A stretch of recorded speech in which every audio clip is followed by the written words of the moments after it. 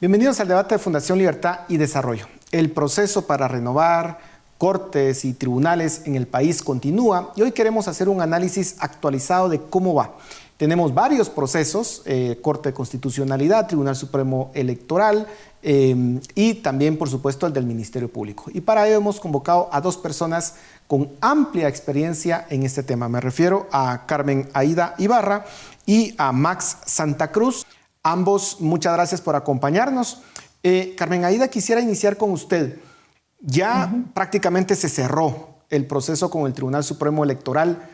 ¿Qué podemos esperar de este nuevo tribunal? Que el proceso fue criticado porque habían perfiles, digamos, que pudieron haber hecho una enorme labor en recuperar el prestigio del Tribunal Supremo Electoral, pero ya está, es lo que tenemos. ¿Cómo ve que pueda desempeñar su labor? Sobre todo porque estamos a pocos meses de iniciar las elecciones 2027. Creo que la clave la van a tener sobre todo los diputados y los dirigentes políticos porque son los principales usuarios en esta etapa que recién empieza del Tribunal Supremo Electoral. Recordemos que estamos en una etapa preelectoral.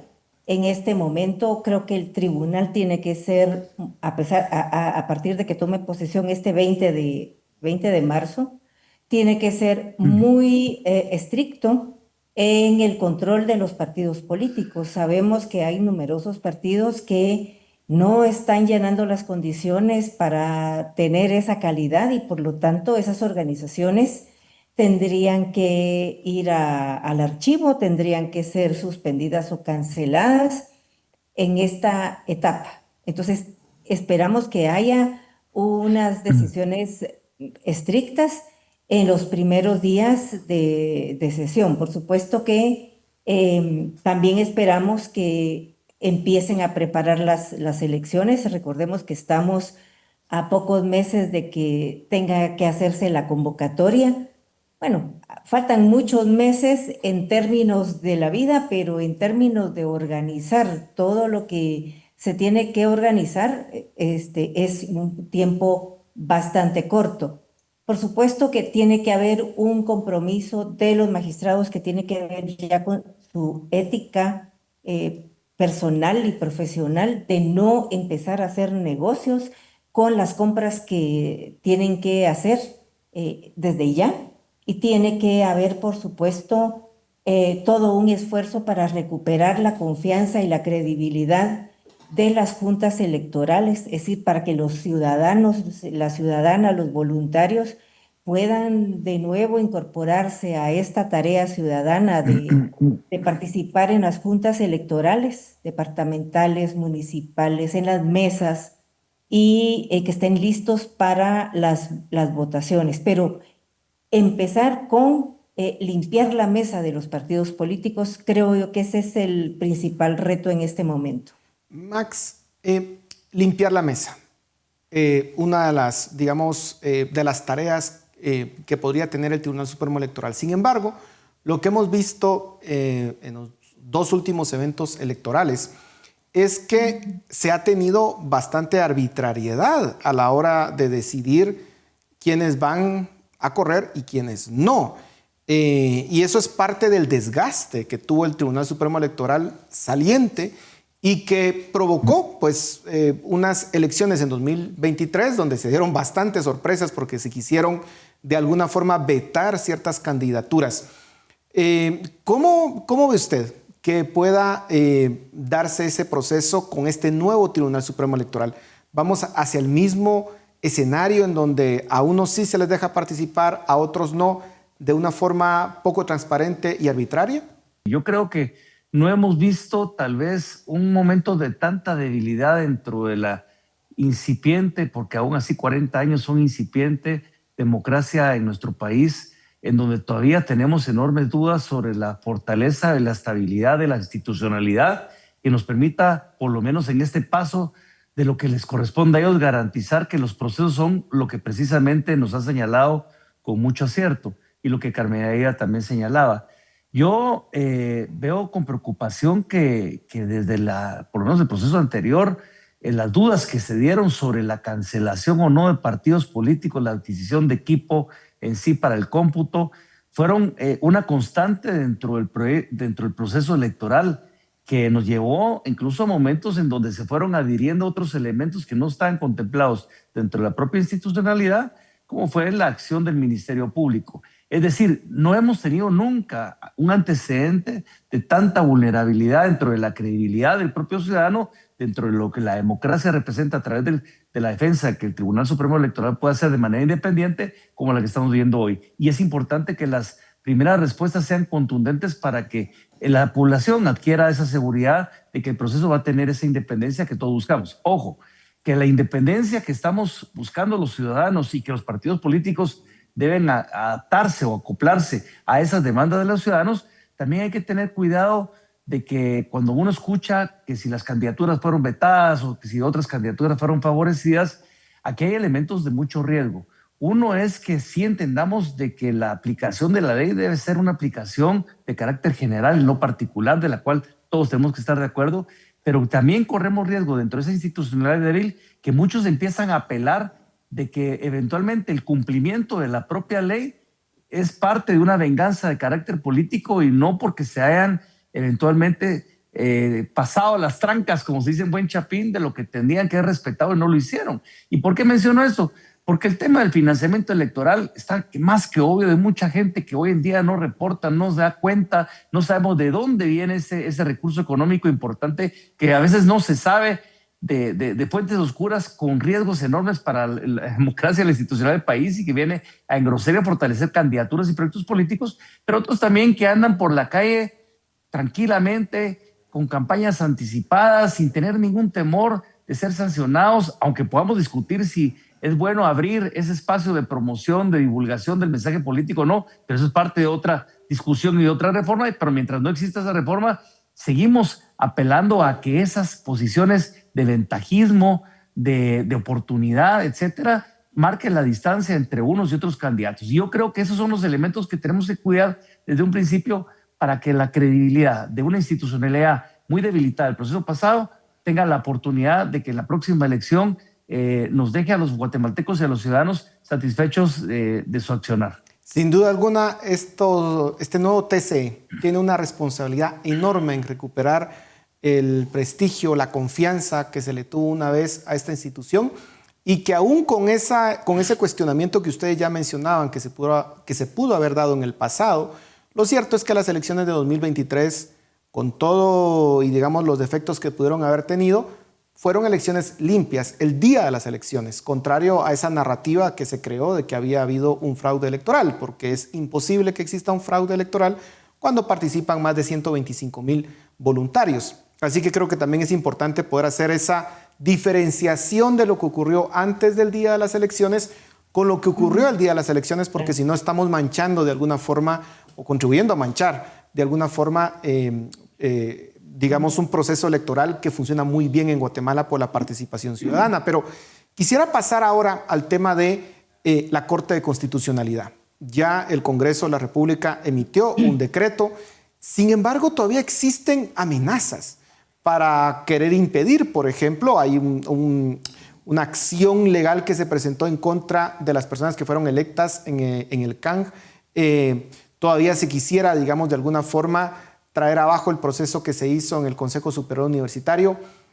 Carmen Aida, ¿es eso sano? ¿Es prudente para la institucionalidad estar todavía con este tipo de acciones que muchos de ellos no tienen fundamento para querer impedir que la nueva Corte de Constitucionalidad tome posesión?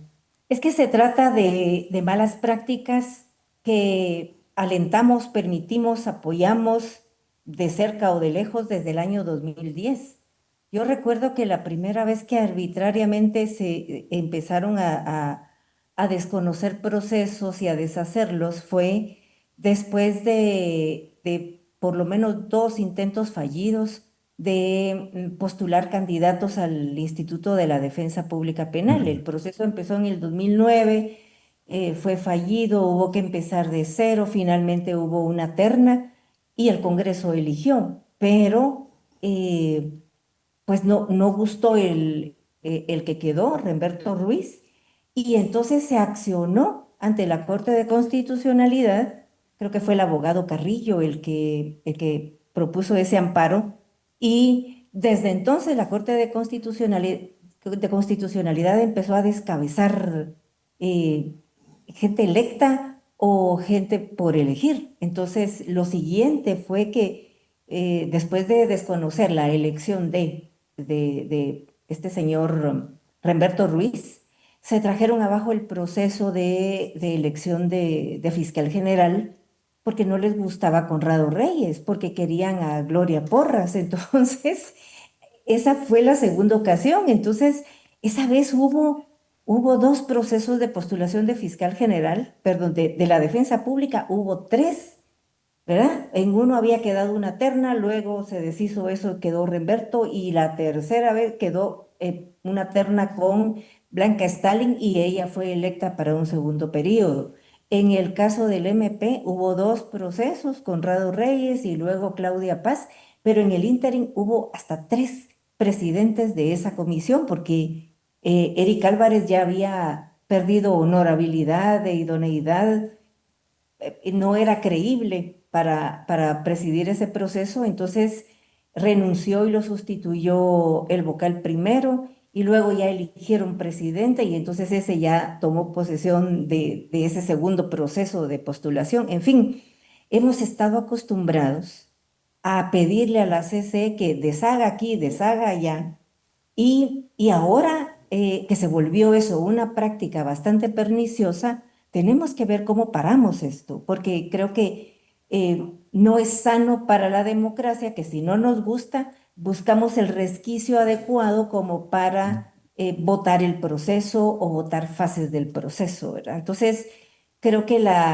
esperaríamos que esta Corte de Constitucionalidad trate de, en el mes que le queda, ¿verdad? De no caer más en estas situaciones, que rechace esos amparos que hay contra la magistrada electa por el colegio y los electos por el Consejo Superior Universitario, y que se deje que la semana entrante o cuando sea posible, ellos sean juramentados por el Congreso y que puedan finalmente tomar posesión el 14 de abril.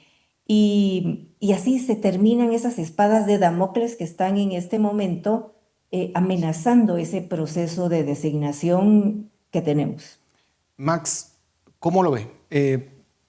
¿Realmente se va a respetar ese proceso? Porque incluso también el mismo Ministerio Público muchas veces a través de sus diferentes cuentas de NetCenter manda amenazas contra ese proceso. ¿Cómo lo ve?